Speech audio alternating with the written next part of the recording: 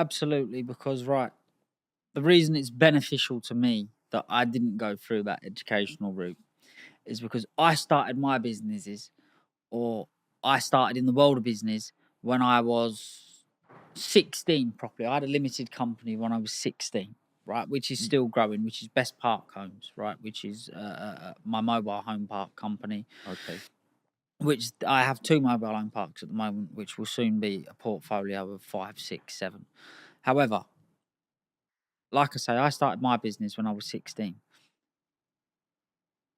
If I'm correct me if I'm wrong, but a business isn't supposed to be, or it's not usual. It's unusual for a business to be making a profit within the first 3 years.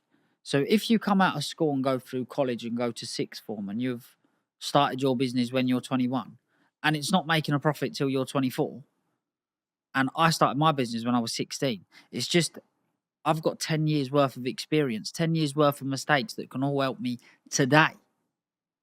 And that's where I think it was beneficial. There's also so much education that I would have lost out on.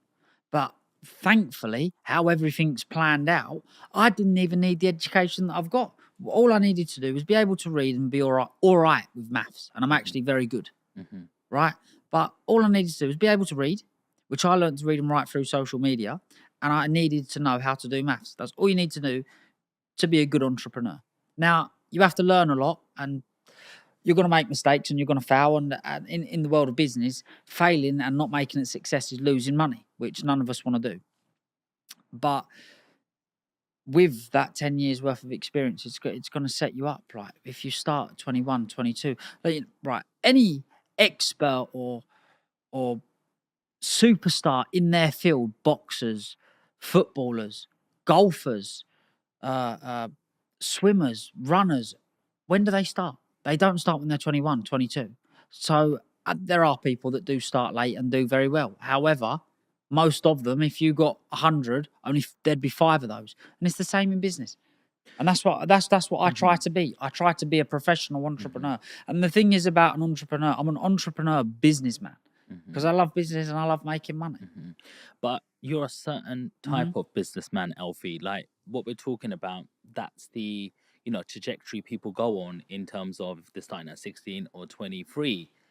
But when I'm getting underneath the surface now, and like there's so much, in the news and brainwashing. Like at school, if I was called fat, you're called fat. Yeah. Yeah, it was just like you got called a name. It's okay. Now it's like your child will come home and go, "I got body shamed today. Yeah. They said that to me. I'm never gonna go to school again." It's like Yeah.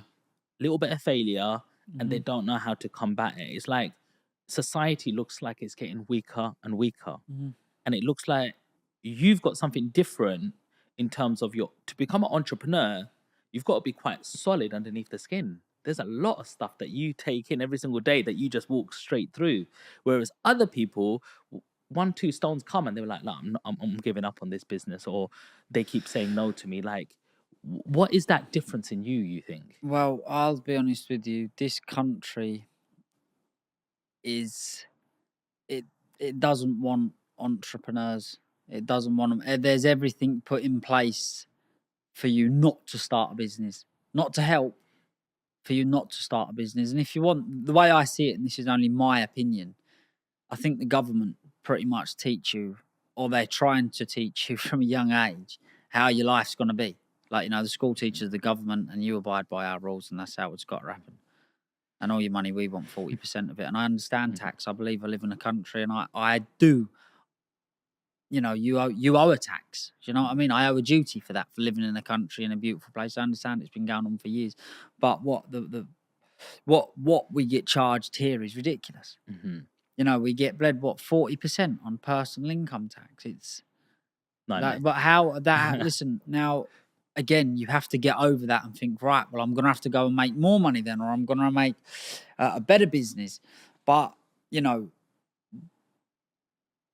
people look at this before they even start. And that's why there is a lot of people that don't even start. It's not that they start and failed. They don't even bother. They look and think, oh, forget it. But I do genuinely believe that schools are very much set up like how a lot of people are living outside of school. You know, you abide by our rules. You do what we tell you to do, and it's as simple as that. Some high profile people say, I want to give my kids the best Mm-hmm. education, private schooling, extra tuition, maybe piano lessons, give them as much as possible at a young age, challenges. But how do you also get that balance of, hey, hang on, that isn't everything. Come here. We've also got business, or I want to introduce you to a friend who has a business. How do you get that right balance? To be honest with you, I believe that the best thing about the education of what you just said about parents wanting to give their kids the best education, I don't think it really makes a difference between a good school and a bad school. I think wherever you go, they're pretty much going to learn how to read, how to write, how to do maths, which is very basic stuff, which that's all I believe. I think, you know, from then on in, we've got our own mind. We move on to whatever we want to learn or move forward. How many people go through school and actually use what they've learned in primary school, apart from reading or writing, in the industry that they get involved in? Not much. Has Henry VIII ever been brought up to you? Did you get taught him in school? Yeah. You did. Okay then. I don't even know some math sums what they have on a board. I couldn't even tell you what they look like. But have you ever come up against a math sign where you've got to do 5 squared? Simultaneous equations? No, I never used No, it before. we haven't. No, exactly. This is what I'm saying. So you know, we learn to read and write. We learn to do maths, and that's what does set us up for the entrepreneurial world. However, it is hard out there. It's very hard to earn money. Very hard to set up a business. But the things, I'm not saying don't do it, but it's hard. It's not that. You genuinely face failure after failure after failure, and then boom, you have some success, and then you go failure, failure, failure, boom, success, because you're adding experience up after all your failures, putting that to good use, and now it's paying off. Because when you're approaching something after you've failed so many times, you're not just turning up as somebody who's failed. You're turning up with somebody who's got 10 times the experience now. You know? So that's why I think persistence is also very good. But go on. Tell us a little bit about, well, I want a prediction from you now. You said the UK's not going in a good way. It's not that I'm not saying it's going in a good way. I just disagree. I think that the tax is extortionate here in the UK, and they don't support businesses, and they're not pushing for entrepreneurs. That's all I say. Like, you know, our schools are not set up to make entrepreneurs. Do you understand where I'm coming from? And what you were saying about the best of educations, I never come round to telling you, but the best thing about putting your kid into a private school is not the education they're going to get. It's the network of children that are in that school who are going to grow up, because their mums and dads are going to be pushing their children, i.e. to be doctors, lawyers, solicitors, all people that will become very useful further down your life. Now, I'm not saying you have to make best friends with everybody, but my theory behind being successful is to make yourself successful, make yourself want to be known by people, make yourself useful, and make yourself valuable. So then you can attract people that are useful and valuable.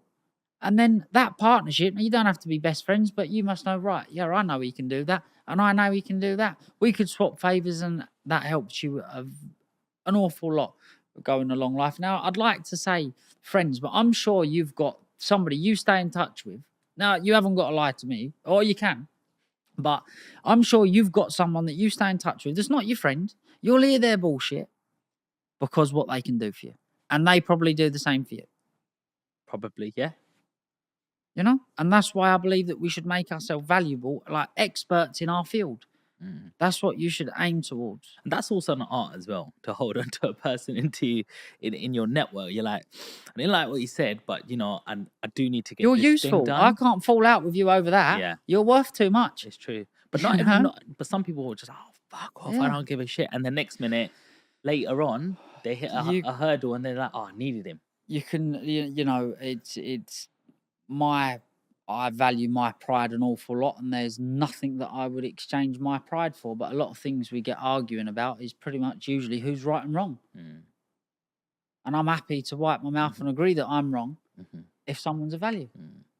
If they're not a value, then why would you hang them around? Why would you have somebody that, if you're trying to be successful, pretty much anybody that is not helping, push you forward, giving you praise, all the negativity, has got to go. Because the thing is, you're facing negativity anyway. You don't need someone to come and tell you, oh, this could be bad, or oh, I don't think that's going to work. No one's done it before. You need, do you know what? No one has done it before, but let me tell you something. You're different.